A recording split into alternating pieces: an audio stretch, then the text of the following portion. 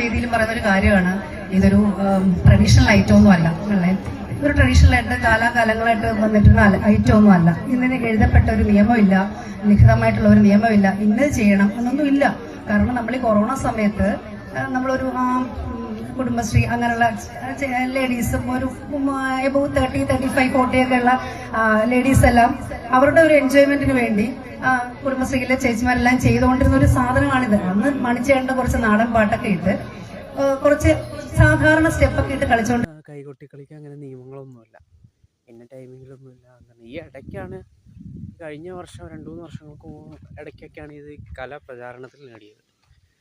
ഓരോ കൈകൊട്ടിക്കളിയും 2 ടീമാണ് ഏറ്റവും മുൻപന്തിയിൽ, ആലിങ്ങലമ്മ പിന്നെ ഒന്ന് നക്ഷത്ര പിരിഞ്ഞാനും. ഇവരുടെയൊക്കെ രീതിയിലാണ് ഈ കൈകൊട്ടികളി വന്നത്. അത് ശരിക്കും അവരുടെ രീതിയിലൂടെ പ്രചരിപ്പിച്ച് വന്നത്, കാരണം അവരുടെ വീഡിയോ ഒക്കെ വന്നത്. അതിന് ശേഷമാണ് ഇപ്പോൾ ഇൻസ്റ്റയിലൊക്കെ തുറന്നു കഴിഞ്ഞാൽ ഒരുപാട് ഇപ്പോൾ തന്നെ ഈ കൈകൊട്ടികളിയുടെ തന്നെ ഒരു എന്താ പറയുക, റീൽ നിറയ്ക്കുന്നൊരു 100 റീൽ ഒരു 20 റീലെങ്കിലും കൈകൊട്ടികളിയുടെയൊക്കെ തന്നെയാണ്. പക്ഷേ എനിക്ക് ആ കളി ഭയങ്കര ഇഷ്ടമാണ് കേട്ടോ. ഇഷ്ടപ്പെടാത്തവരുണ്ട്. പിന്നെ ഇവർക്ക് ഇത് ഈ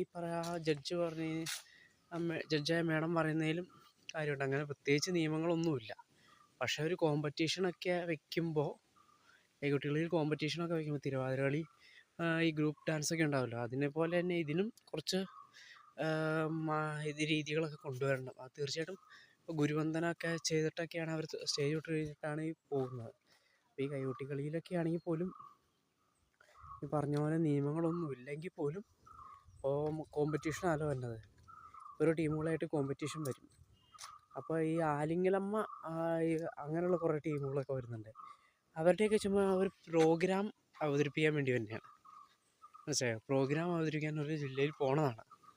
അവർക്കെതിരെ ടീമുണ്ട്, അവർ മത്സരിക്കുമോ. പക്ഷെ അവർക്ക് മത്സരിക്കുന്നതിനല്ല പ്രൈസ് കിട്ടുന്നത്.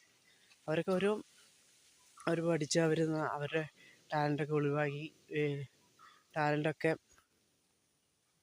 കഴിവൊക്കെ തെളിയിച്ച ആൾക്കാരാണ്. അപ്പോൾ അവരുടെ ഒരു രീതി എന്ന് വെച്ച് കഴിഞ്ഞാൽ അവർ മത്സരിക്കാനല്ല പോകണം, അവർക്ക് പ്രോഗ്രാം ഉണ്ട്. അപ്പോൾ മറ്റു ടീമുകൾ അങ്ങനെയൊന്നുമല്ല.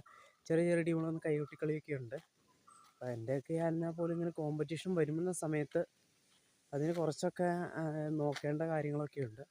അതൊന്ന് ഈ മേഡം പറഞ്ഞ പോലെ പുരോഗമനം ഉണ്ടായി. ഇപ്പോൾ ഓരോ വർഷം കഴിഞ്ഞ് ഗുരുവന്ദനമൊക്കെ തുടങ്ങി. ഇപ്പോൾ അങ്ങനെയാണ് ഇനി മത്സരങ്ങളിലേക്ക്, ഇനി കലോത്സവ വേദിയിലൊക്കെ മത്സരം വരാൻ സാധ്യതയുണ്ട്. അപ്പോൾ ഈ കുറച്ച് നിയമങ്ങളൊക്കെ അത് ശരിക്കും പഠിച്ച വിധികർത്താക്കളിൽ നിന്ന് വളരെ നന്നായിരിക്കും. അത് മാർക്കിടാൻ